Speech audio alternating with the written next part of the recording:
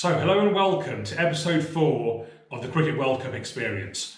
I'm your host Harvey Bhogal with my co-host here, Farhan Shahid. How you doing? We are going to be running through the last 6 games of the Cricket World Cup, starting with those first 3 thrillers, which really kicked this competition into life. So we start with Sri Lanka versus England.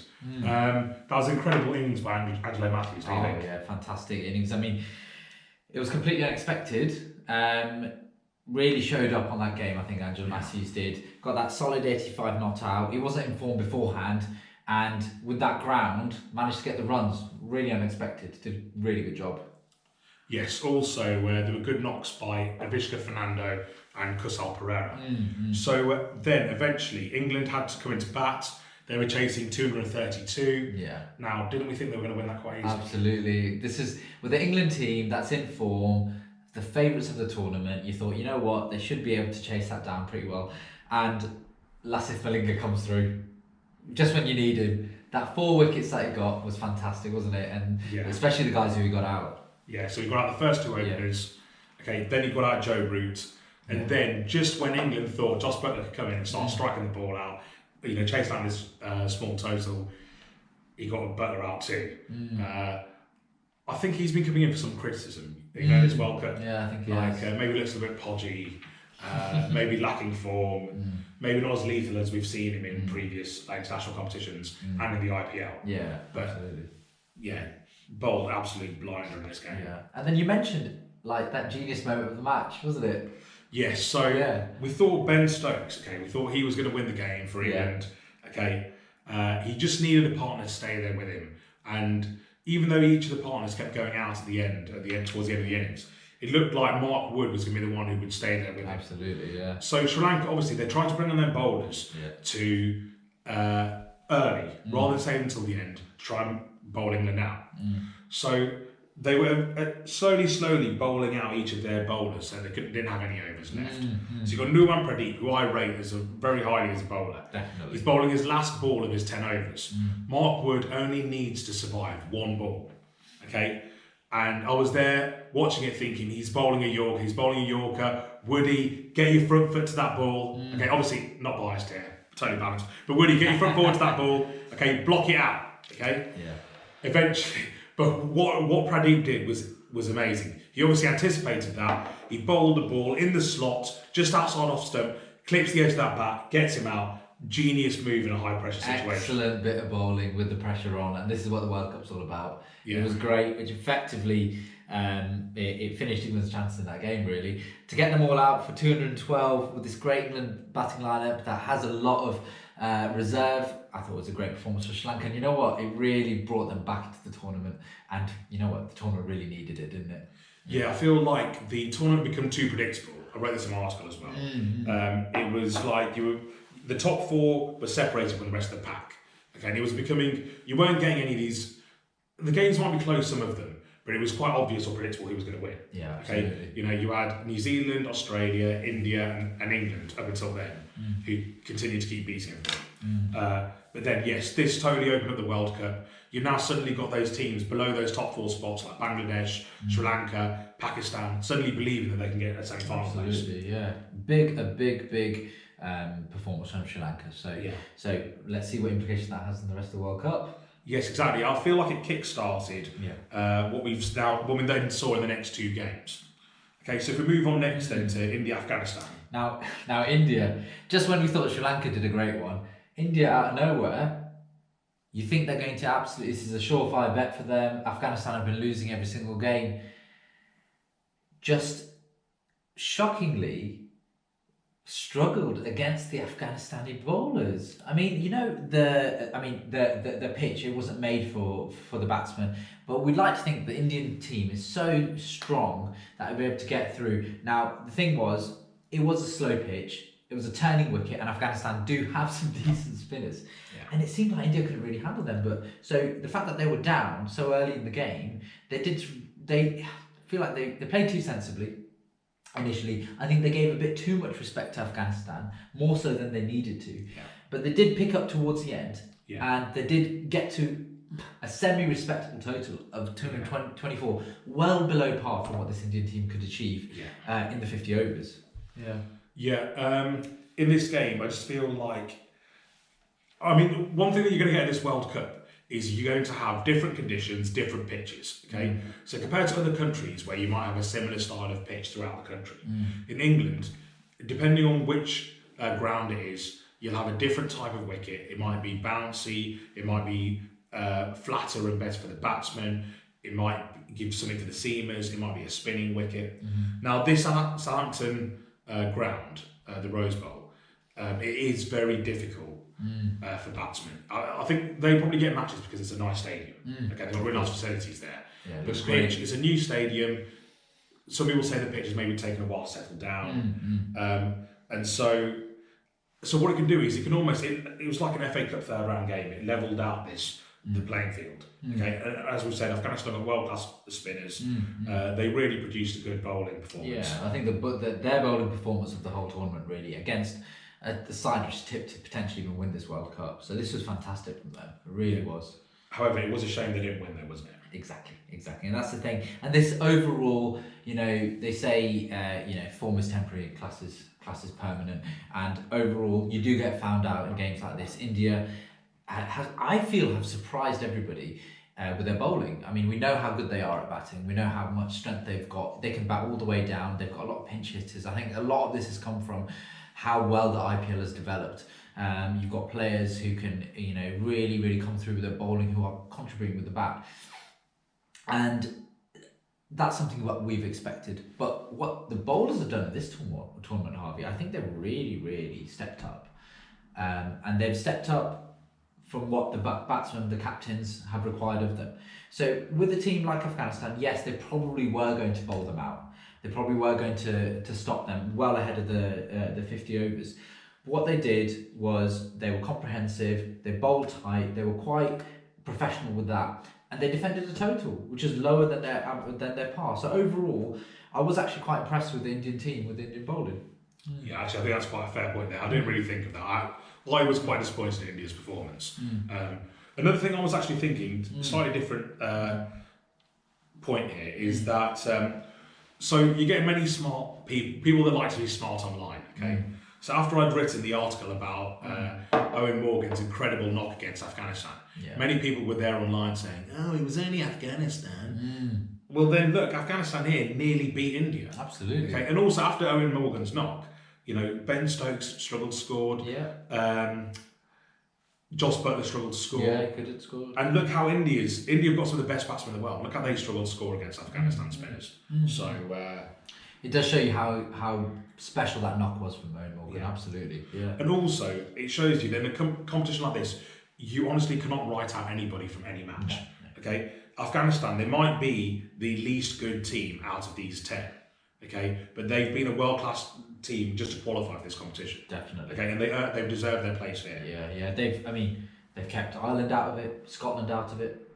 That's two big teams from that side, from those collection of teams. So they have done really well to get through. And the last thing I was going to say is that so even though India did win, this still gives the other teams they now think they have a chance to defeat India. Okay. They know they're in with a shout. If they follow some of this template that Afghanistan have given them, they could maybe get a victory. Yeah, absolutely. Yeah. So, on to the next thriller: New Zealand, West Indies. Number 3. New Zealand love breaking teams' hearts, don't they? Yeah, they do, don't they? Yeah, absolutely. And especially when it's such a nail biter as well. But having said that, they brought it close, but they did come out with a win. And that's what they've been doing throughout. They've not necessarily, they've been clinical, they've batted very, very well. They've got some very strong bowlers, 4 fantastic bowlers, which we mentioned in the first couple of episodes. And they keep on getting the wins. Yeah. So go on, tell me about Carlos. Well, I'll tell you what though. 291 from the New Zealanders from the 50 overs, a really respectable total. They feel like they can do over the West Indies completely. I think that this is a decent one. West Indies fall to 164 for 7. Probably going to be wrapped up under 200 runs. And then comes Mr. Carlos Braithwaite. absolutely sensational innings. He really took it to them. Very fearless cricket. This is what I love. It brought back shades of the old school West Indies, the Viv Richards, the Gary Sobers of old, who go and really just play with their hearts. And this is what I love about Carlos Braithwaite. 9 fours, 5 big sixes, and he really took it to them. To bring that scoreline all the way up to the late 200s was, an excellent performance. And it shows the Windies, they do have that talent. They really do. They can turn up on any given day. One of their players, even if it's down the order, can really perform. But what disappoints me about them, and it's something that we've spoken about before, is that they don't really have that killer winning mentality, which can finish off the teams. They've done it in previous tournaments, but on this occasion, unfortunately, they were really they cut short, and it was heartbreaking to see how Carlos Braithwaite, when he got out, he got caught on the boundary, he dropped his knees. I think really, Harvey, it was one of the images of this World Cup. Dropped his knees and he was consoled by the rest of the players. I think it was Ross Taylor who went up to him, and I think it'll be quite an iconic image of somebody who really gave their all and just fell a bit short. I think he apologised later on social media as well, didn't he? But really, he didn't really have anything to apologise for. To bring his team back from the brink was fantastic. And then I think the key thing really you were mentioning was how there's been a lack of regularity with this West Indies team, which you think may have contributed to them not performing at the top level. Yes, I think if you look at the teams that are well-oiled machines in one-day cricket, I'm thinking of, so England have been one of the best teams in the world in one-day cricket recently. Definitely. Okay, India, especially at home, one of the best teams in one-day cricket, winning series after series. Australia, they had a bit of a weird patch, but then they've started stringing wins together. They've always had that winning mentality as a group. Of course. And then also, I've spoken about Bangladesh quite a lot.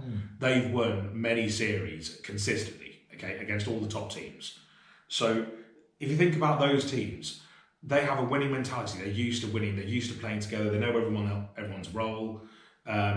It's a natural thing for them. Whereas for this West Indies team, I feel like many of their players are not regularly playing for the international setup. They've almost come in especially for this tournament.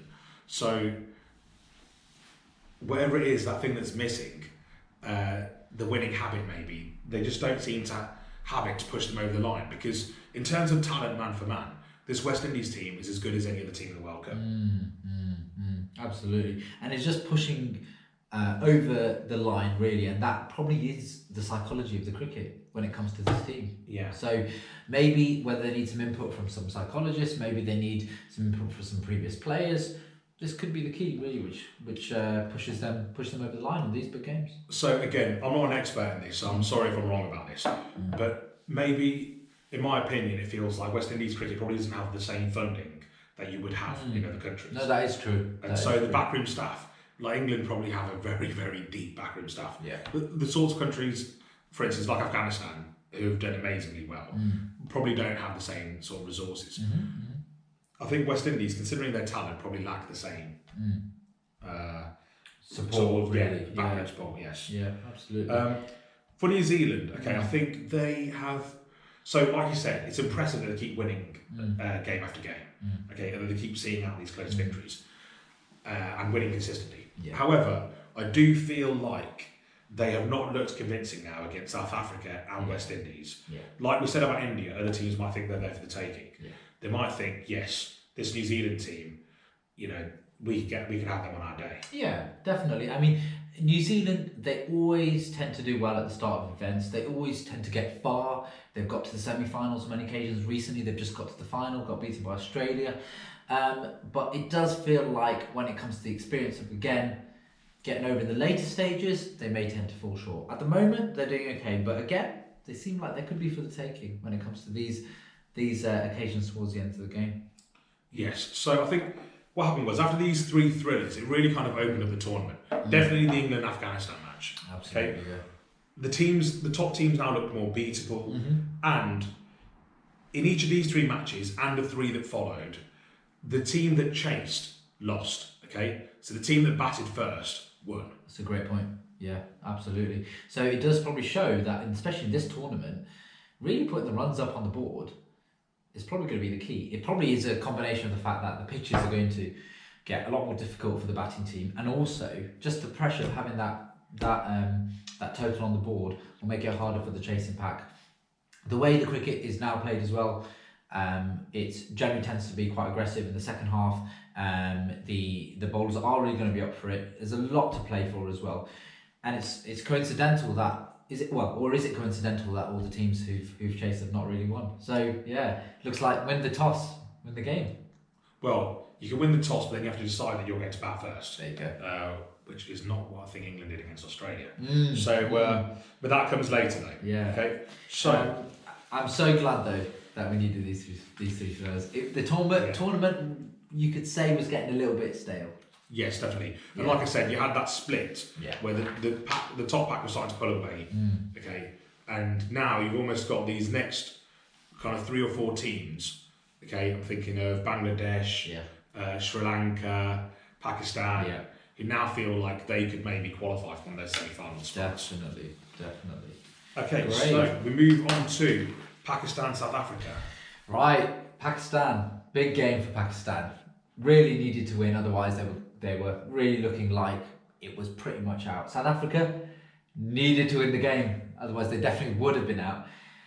And I'll tell you something, Harvey, just by watching the two captains, Sarfaraz, he looked quite measured, he looked quite relaxed, considering the team has gone through a lot of criticism. Some would even say criticism which has been out of keeping of really what they deserved, especially some of the stuff which was said about their family. So, it seems like from the interviews, the Pakistani team did take a lot of that stuff to heart.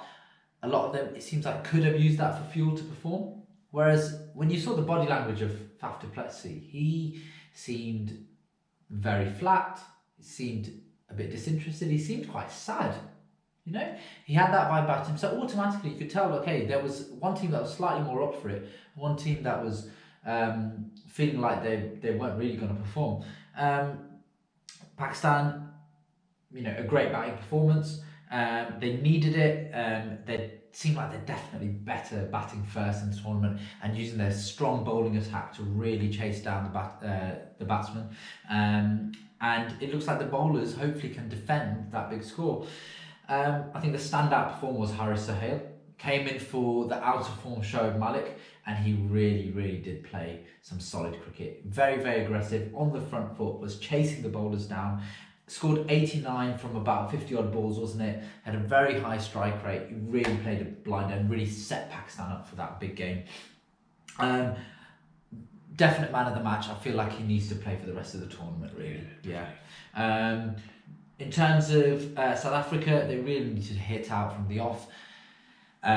They automatically started chasing the run rate mainly because I would say they were slightly off, and also the bowling attack was fantastic. I mean, Amir really, really turned up, didn't he? Yeah, Pakistan's bowling amazing. Amir, and then obviously at the end Wahab. Yeah, he played a great.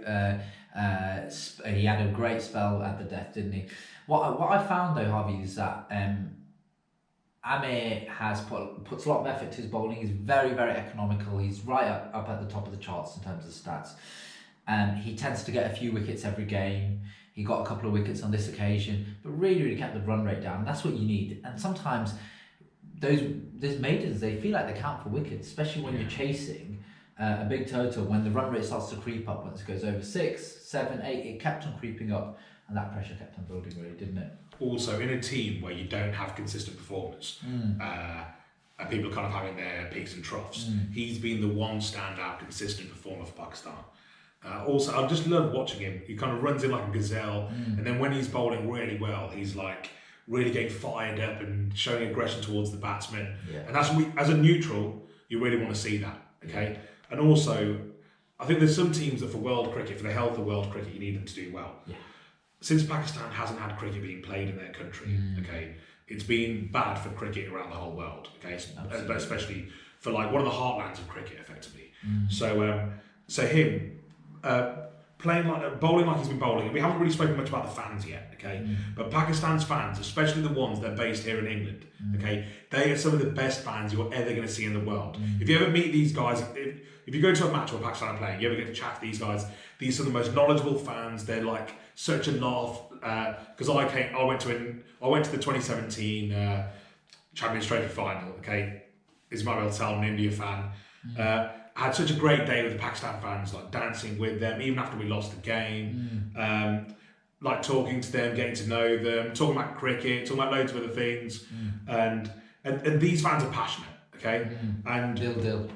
And so, in fact, I was going to say, if Pakistan get through to the semi-finals, how about a rendition of Dil Dil Pakistan? A little one? Episode 6. Just for the followers. Episode 6, yes. So, so yeah, again, it feels like these fans get let down by their team. Okay, they finally got another performance they deserved after that England performance.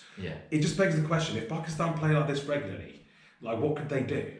This is the thing with Pakistan. You just, like we said, you just do not know which Pakistan is going to turn up on the day. Sometimes they do need a kick from the media. Sometimes they do need a kick after losing games they should have won. That tends to kickstart them, and we know Pakistan are slow starters in tournaments. We know they peak later in tournaments. Have they peaked a bit too late?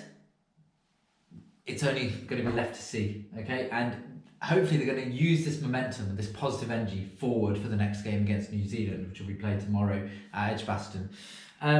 What I would say, though, Harvey, is this game, I feel, should have been finished about 100 runs beforehand. Okay? I was just about to ask you about Mohamed Amir's fielding. Oh yeah, and absolutely right. The fielding display, unfortunately, I mean, South Africa finished with 259 runs off the 50 overs.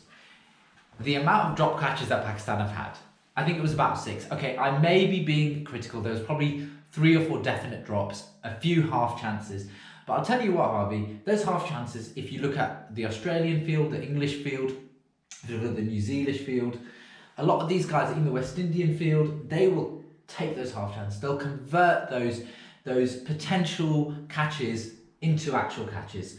And I feel with the Pakistani team, this is where the side gets let down. I mean, Amir, I feel like he probably put so much effort into his bowling, he forgot to field on the day. You know, he dropped a few catches off Wahab. There's a few half chances that he missed, that caught and bowled, which he had in his hand, and as he dropped down, hit his elbow against the ground and it jumped out. It's disappointing to see. And against the South Africa team, which was very flat, it was a comprehensive win. But when you're going to be playing in the late stages of the tournament and you need those catches to stick, end of the day, Harvey, catches with matches. And this is what the Pakistan team need to concentrate on. I do think on this occasion that he was slightly unlucky in that the ball kept following him everywhere. So wherever he was fielding, whether it was fine leg or mid-on, he kept following him. And it wasn't like he wasn't making the effort, but maybe he was, you know, his head's not fully there. He's thinking about his bowling, what he's going to do for that, mentally preparing for that. And so he's reacting a little bit late to the fielding. That's what I think he was doing. Yeah, I think that's fair to say as well. I mean, a big thing, as you said, is that Amir, he shows aggression. In his bowling. His body language is fantastic. It's what I'd like to see from the Hassan Alis. Unfortunately, he appears to have kind of lost that little bit of oomph. Yeah. That's why Shahid was brought in. Shahid is classically quite expensive off the bowling. He did get some decent wickets at the end that Pakistan needed. Also, he did bowl quite tightly in this match. Yeah, and, he did. Hassan Ali. So if you go back to the 2017 Champions Trophy winning side, Hassan Ali was incredible. Oh, he was untouchable, really. Yeah. He seems, I know it sounds cliche, but a shadow of his former self. Yeah. So I think it's fair to say. It might even be worth considering not having Hassan Ali in the team. You have Shaheen instead. You then bring in, as the seamer, you then bring in Imad Wasim, maybe another spinner, depending on the pitch that you're playing on. Because I can't see what they're getting much from Hassan Ali at the moment. Yeah, absolutely. Now, Harvey, what's your views on the South Africa team? I think we have to write an obituary for them. Really, it's like a post-mortem now. So, okay, first batting. Okay, now you've got talented players throughout this team. Quinton de Kock, he was considered, or it still probably is. You know, if it was the IPL tomorrow, he'd probably go out and smack some incredible scores. Yeah, so he's considered like the king, like an Adam Gilchrist for South Africa. You know, in ODIs and T20s, maybe even Tests. Okay, we have not seen that this tournament. Just like tiny patches of it. Okay, Amla, who a few years ago, he's probably considered one of the best batsmen in the world. Absolutely. Okay, he really struggling for form. Some people might say more of a Test batsman than a one-day batsman. Yeah, you can argue that. Captain Faf du Plessis, you've already said that he is quite flat in his body language. You know, if you compare his physiology with someone like Virat Kohli's, completely different. Okay, Definitely. He's really struggled for form. I think Mark Nicholas was saying on the commentary that, you know, he has his grip is quite kind of wide, and hands are quite far apart. So it's quite difficult to get into a fluent way of playing if you're not playing well. If you're out of touch, that's a kind of a difficult way to play to gain rhythm. Okay, then I feel like the bowlers. Okay, they've got a talented group of bowlers there. So you've got Gagisa Rabada, Pekla Kwayo, Lungi Ngidi, Chris Morris. Okay, but it's like they've got no bowling plans as a team. Yeah. Okay, I can't tell like what are they trying to do. What's the field set for? You know, it just almost seems like they come in, they steam in, they get sometimes, especially towards the end, they get hit, and there doesn't seem to be a strategy. Whereas I know I've hopped on about Bangladesh a lot, but when you look at the way that they play, because they're a well-oiled machine. You know, everyone's got a purpose. The field team's got a purpose. The bowlers come in for a purpose. So that seems to lack this. The bowlers did seem to lose their heads, isn't it, when they get hit about? So there is one bowler that has performed though. That's been Imran Tahir, which make of his. Oh, fantastic! I mean, 40 years old, isn't he? Yeah. Yeah, he really has turned up for the South Africans, and I kind of feel for him because he's really feels like a bit of a one-man band at the moment. And special mention for that brilliant caught and bowled. I think he kind of showed Mohammed Imeh how to do it really, especially his older age. So props to Imran Tahir for sure. Yeah, I was going to say 40-year-old leapt like a teenager, grabbed that, and then even quicker sprints off and does his 150-metre run. South African gazelle, really, isn't he? Completely. Fantastic. Okay, great. So I think we could literally sum up the Bangladesh-Afghanistan match as just saying Shahid show, next game. What can you say about this guy? So yeah, he becomes the second guy in a World Cup match after Yuvraj Singh to take 5 wickets and score a 50 in the same game. Incredible effort, really, isn't it? Yeah. Yes, and the third person in the same World Cup campaign after Kapil Dev and Yuvraj Singh to take a 5-wicket haul and score a century. I think he's also the highest run scorer in this tournament. For me, he's the player of the tournament so far. Oh yeah, I would say for sure. I mean, there's been some great performances from a lot of different players. I think Finch has been fantastic. He really has done well. Stokes has performed well. Amir with the ball, but overall, I mean, you can't deny it. And Shakib has performed with the bat and the ball. Exactly. Many people call him the world's best all-rounder. He's completely kind of justified that. And with Bangladesh, they've proved that in ODI series that they're one of the best teams in the world. Okay, but then playing in a World Cup's different to that because you're not playing at home or you're not playing in there's less pressure. You know, you might have different sized crowds. Here is big game pressure all the time. Okay, absolutely. And also again, speaking about the fans again, their fans have turned up like India's and Pakistan's do. Absolutely. Okay, so. You've now had some matches where 70-80% of the stadium is Bangladesh fans. It's like a big home game, doesn't it? And the following in England is humongous and it's ever growing and ever growing. So for those of you that don't know, there is also a big Bangladeshi community here also, especially in the East End of London. So I think that's another thing that we've really benefited from with the World Cup in England. The rain's obviously been very horrible.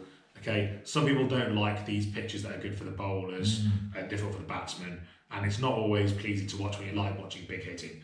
But you have, each team has a community here that's going to support them. Definitely. Okay, so you've got South Africans, New Zealanders, Australians, all the Asian countries, the West Indies. So literally all of the 9 teams have got a big support base. Absolutely. And you know what, Harvey, cricket is so big in this country anyway. You see so many different fans who'll come to watch other games, you know.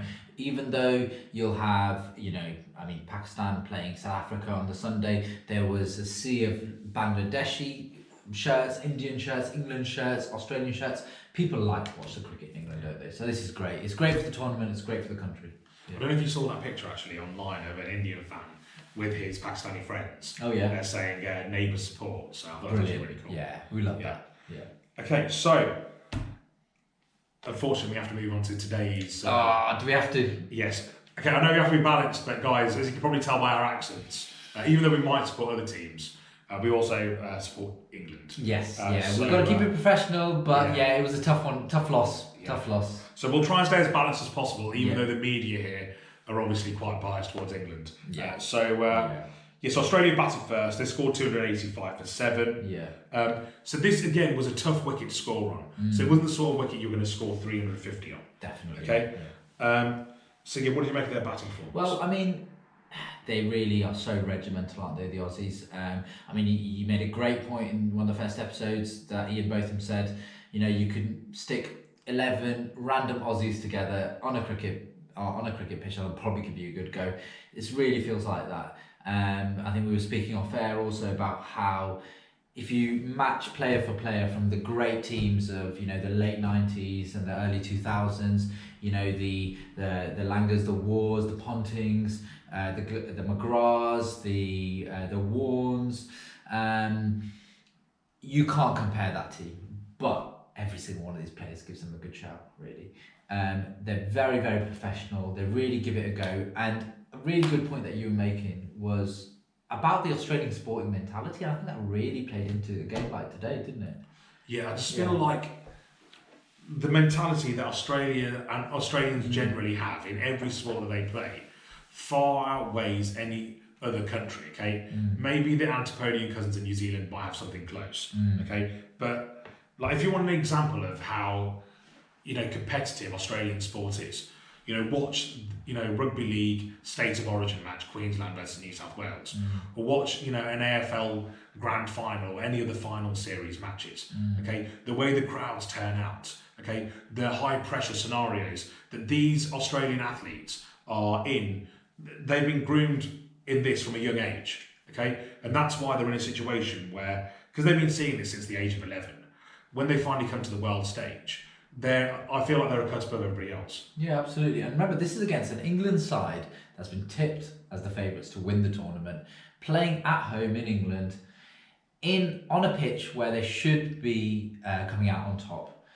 The Aussies really, played sensible cricket. They took it old school. They weren't doing any kind of over the top, crazy pinch hitting at the start. They built a solid innings. They maintained their wicket, and Finch had played another blinder. It wasn't a very aggressive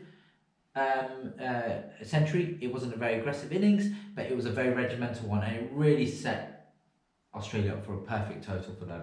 Yes, so you make a really good point there. Finch only started hitting once he'd really got himself into the match, okay, or if the ball warranted it. He didn't go out there and try and dominate the bowlers the way that Roy and Bairstow have done, over the last 4 years when England have now become one of the best teams in the world.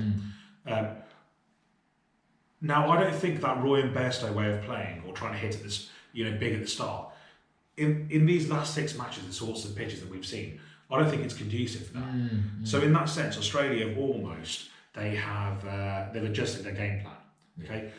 And also they kind of know that if in the first 10 overs, the openers just stay in, don't lose wickets. They start to accelerate more into the next 20 overs.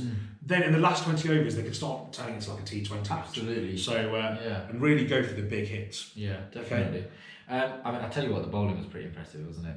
Amazing. Yeah. Who did you enjoy out the bowlers to start off with? So basically, I think the big difference has been they've taken Coulter out of the team. Yeah. They brought in Berendorf. Okay.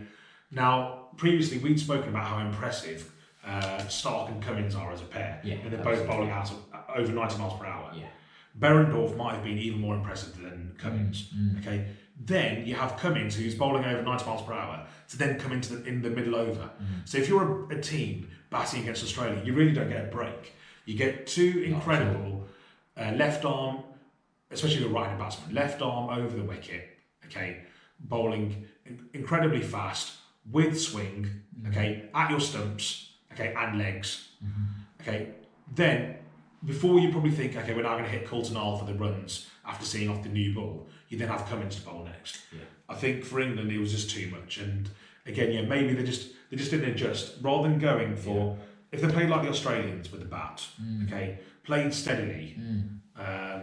I feel like they could have built a score in the same way and then gone for the big hit at the end. Definitely, and I think, well, we've got to give a special shout out to Ben Stokes. He has really performed.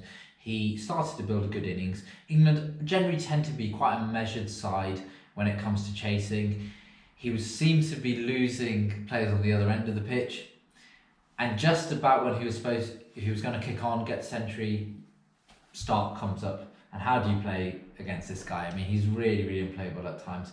And that Yorker that he put in to Ben Stokes, whew, I think one of the balls of the tournament. Yeah, definitely. Yeah, absolutely. The way it came in, hit the off stump, Ben Stokes, absolutely no chance, and it effectively killed off the game.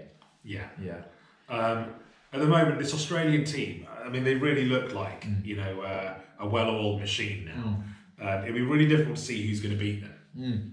Definitely. Since that loss to India, they've really kind of just rebounded, and they've just, it's like they've learned the lessons. They've become unbeatable, almost invincible. And this worries me a little bit about the Australians and how good they are. This happened in the '99 World Cup. I remember vividly the group stages, losing to Pakistan in the last, I think it was 5 overs. Wasim Akram came in. He put a blinding spell in.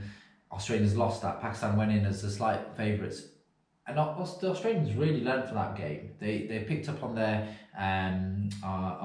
weaknesses. They really started to play sensible cricket, and they peaked towards the end of the tournament. Maybe that loss to India was a good thing for them, and it seems like you're right. They have learned from their mistakes from that. Whereas England, on the other hand, unfortunately, starting to play against the bigger teams now, have started to underperform. They. Some people, they're getting a bit of criticism saying they're not working hard enough, and a lot of people in the media are saying that the pressure is getting to this team now. Yes. Another thing I wanted to quickly make, a point I wanted to make before we go back to England, is that, Australia led sporting culture in nearly every way. Yeah. Okay. Another thing that they dominated was sports science. Okay, so they had some of the best kind of sports scientists and physios on teams, absolutely. Years before other teams did. Another thing was, so my headmaster at school would say this, is that as well as training on the pitch, they used to learn in the classroom. And so you can imagine the Australians, very meticulously planning what went wrong, reflecting, and then planning what they're going to change into the future. So, I mean, another World Cup, you were speaking about 1999, another World Cup where they lost in the group stage was 2015. Yeah. They lost to New Zealand in that absolutely amazing match, but it was almost like a T20 game. Yeah. And then they obviously learn all the lessons, come back, meet New Zealand in the final, absolutely thrash them. Yeah, domination. Yeah. Wasn't it? Yeah, definitely. So where do you think England should go from here? Yeah, so I think like we've said, the pressure's got to them. I feel like in the bowling, they are very one-dimensional. So obviously Jofra Archer added something different to their bowling attack. Yeah. But today, I criticise South Africa's bowling plans. England did not bowl in the correct way. They didn't bowl like the way Australia did. They've decided, first I think they should have batted first. Yeah. Because in all of these recent matches, the team that bats first has won. Okay? And their bowlers could have done the job towards the end. Another thing is that they didn't make use of the conditions. They decided to bowl first because this pitch was going to give lateral movement to the bowlers. Yeah. If you want lateral movement, you've got to bowl fuller. There's no point in bowling short. If you bowl in the slot, you're going to get absolutely hammered on a flat pitch. But if you bowl in the slot on a pitch where you've got lateral movement, you take wickets. That's exactly what Australia did. Absolutely. Okay. England did not do that. They bowled too short. Warner, Finch, Smith, cut them and pulled them, to everywhere, all over the pitch. Definitely. I think England really need to learn from this. This could be the big eye opener for them if they are to progress. I thought there would be a surefire bet in the semi-final. At the moment, Harvey, they keep making mistakes like they have been doing. Their semi-final spot could be under threat. Yes, definitely. Okay. So who do we think is going to make the semi-finals? Right. Okay. So semi-finals, last 4 spots up for grabs. Well, Australia already through. You've got the teams that are effectively out: West Indies, South Africa, and Afghanistan. So you've got the 6 left now for the rest of the 3 spots. Now you've got the leading pack, which is New Zealand, India, and England, and then you've got the 3 which are just chasing and hoping for a set of results. That's Bangladesh, Sri Lanka, and Pakistan. So what we can do, we can just go through the different teams, and it really depends on which games they've got left and how we think they're going to do. So New Zealand, I think they'll go through, but they've got Pakistan, Australia, and England. 3 tough games, really. Yeah. Now Pakistan, they're on the up. They've just beaten South Africa. If they play and fight like corner tigers, they're going to be up for this game tomorrow at Edgbaston. Yeah. It's a must-win game for Pakistan. New Zealand really need to be more consistent, play as they have, but be a bit more ruthless to get over that game, really. Yes, definitely. What about Australia? Well, at the moment, the way the Australians are playing, it will be hard to bet against them. I feel like they may win against New Zealand, and depending on how England are going to be doing, depending on what their confidence levels are like, I wouldn't bet against New Zealand to come through in that game. What about yourself? Well, like I said, I think they will get through. Yeah. It's very difficult to predict matches. If you ever ask me for predictions, it's tough. it's very difficult to get one because you always end up with an egg on your face afterwards. Yeah. So, because any of those 3 matches, they could lose or win either of them. Yeah, it's tough to call those, isn't it? Yes, I do worry about England. That's the one thing I do worry about. So, yeah. Okay, India. India, well, if I'm honest, Harvey, I think Indians will go through. They've played very good cricket throughout the tournament. They seem to be very level-headed in the batting and their bowling department. They've got a set of games, West Indies. I feel like they'll beat them. The England game will be a tough game, but overall, you can see the way they've been performing and the way the England team are at the moment, they could come through that quite well. The Bangladeshi and Sri Lankans, I mean, I think the Bangladeshi and Sri Lankans will fancy themselves. I really do. Yeah. And I think mainly because of the game against Afghanistan and how the Indians did against them. Well, look, here's what I think here, okay? India struggled against Afghanistan. If the West Indies decide that they're going to show up and play really well, they could have India in that match, okay?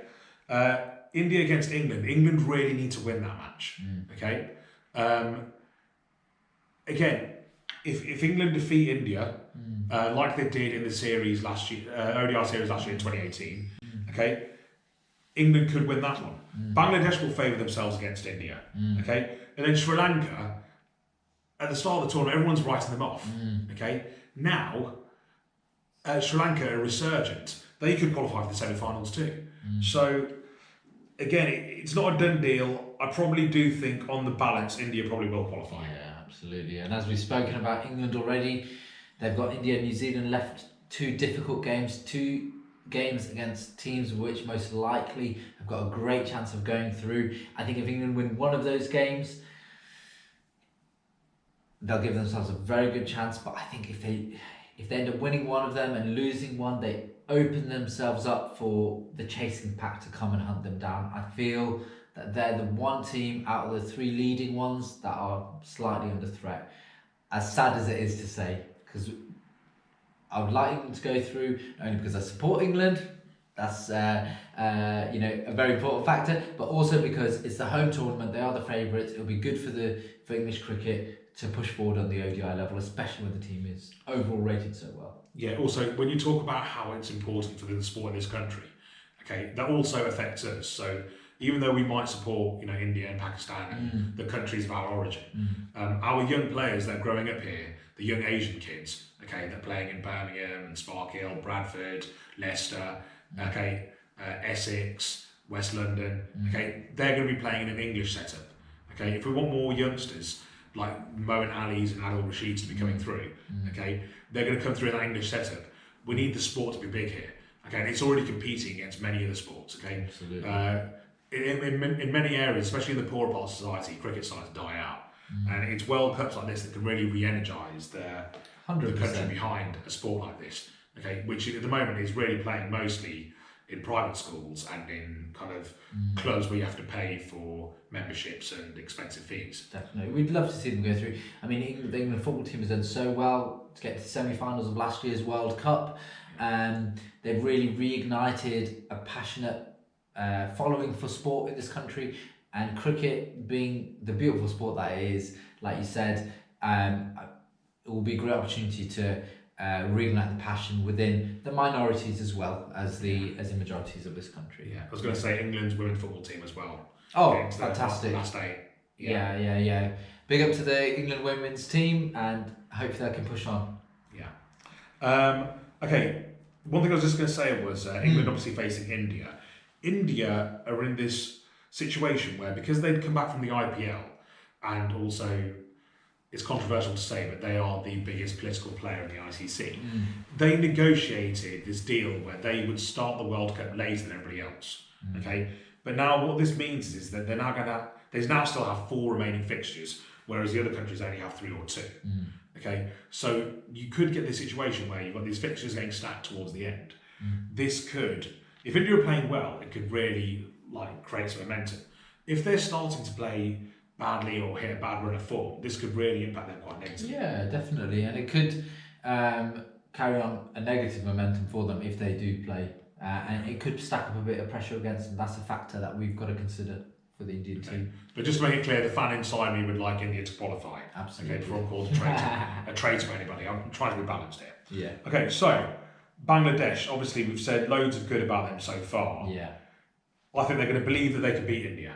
Okay, they're playing they're in really good form. Okay, they'll believe if they continue to play like this, Shahid continues to play like he does, they'll beat them. Against Pakistan, they've won their last 4 matches against them. Absolutely. So I agree. They're going to fancy themselves. I think they'll really go against the Indian bowlers. They'll fancy themselves. With the Pakistani bowlers, they really have to turn up like they have been doing, and they've got to be tight. Got to keep the extras as minimal as possible. They've got to be tight in the field because this Bangladeshi team can hurt them for sure. So we've said many positive things about Bangladesh. I think there's one negative in my opinion. Okay. They've got brilliant openers, okay? Their middle order, amazing, okay? They can finish off a game. The bowlers, spinners, great. I also think that the Fizz, Mustafa Zurrahman and Saifuddin are both great bowlers, and even Rubal Hussain if they need him. However, Mashrafi Mortaza is a great captain, okay? I don't mean to be negative about him here. Great strategist. He's also a really good leader of men. The same way Sarfaraz is for Pakistan, the same way Virat is for India. However, his bowling, especially as an opening bowler, I think has let them down. If they had a 90-mile-per-hour bowler like Jofra Archer or Mitchell Stark in his place to bowl, I think that would be the complete team. Yeah. Okay. Yeah. So I think that's the one area where I feel like they let down. They could benefit for sure. Definitely. Yeah. Now moving on to Sri Lanka. Well, like we've said before, they've started the tournament very, very slow. They picked up a bit of momentum, haven't they? They've got the South African team, the West Indies, and then India. So I feel they'll fancy themselves the first 2 games. South Africa and West Indies effectively don't have much to play for. If they pick up some momentum, they'll really be up there in the mix to try and get into the semi-finals. No, because of the way that Sri Lankan cricket has struggled in the last couple of years, I think people almost forget that they former world champions, okay, were one of the heavyweights in international cricket for 2 decades or 2.5 decades. So to overlook them would just be it would be a mistake. Yeah. Okay.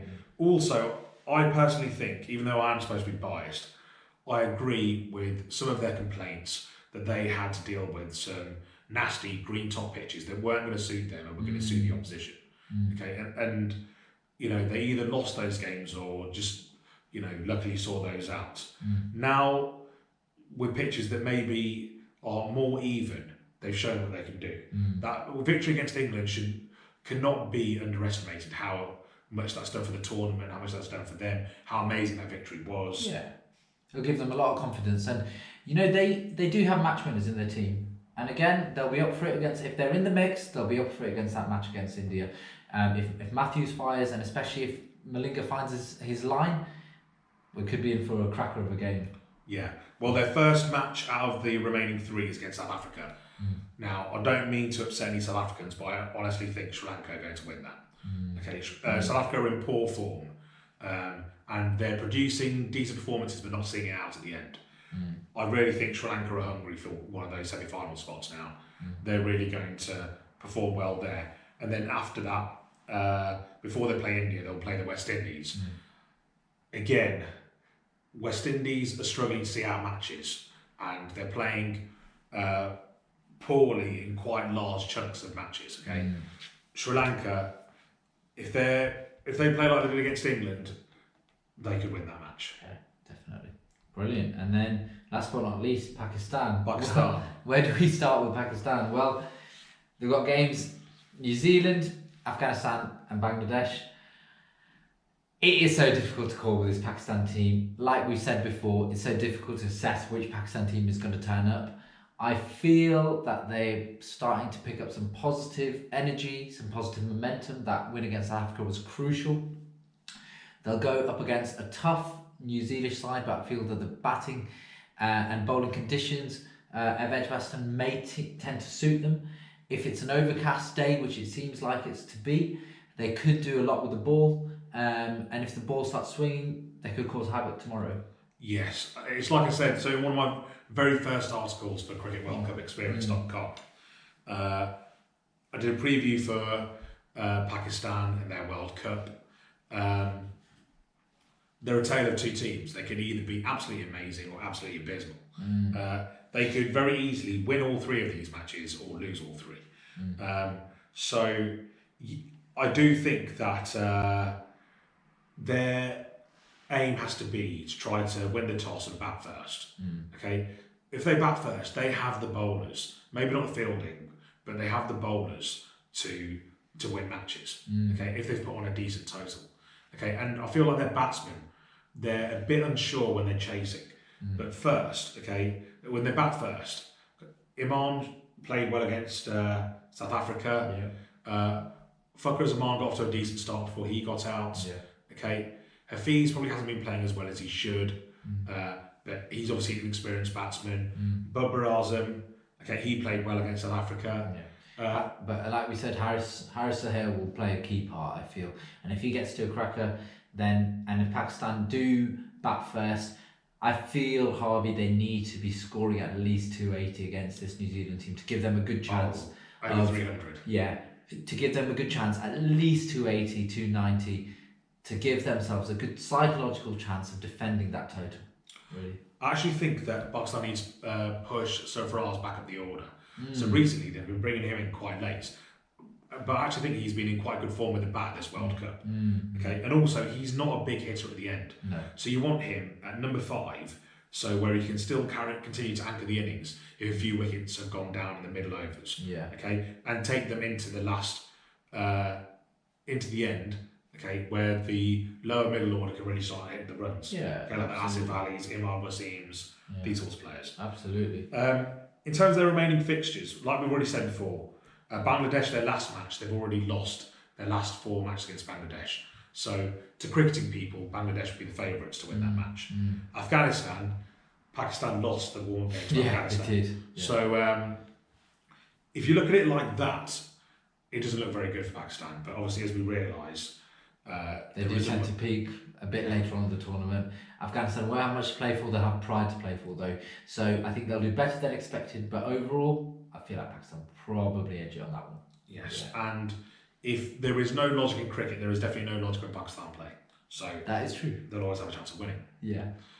So that's all then, folks. Hope you enjoyed this episode. Hope you liked the new format. If you did, please leave a comment below to tell us what you think. Okay, please follow us on all our social media platforms, especially on Twitter at CWC Experience, where you can follow some of our live tweets during matches. I've been Harvey Bhogal, along with my co-host Farhan Shahid. Hope to see you next time for episode 5. See you soon, guys. All the best.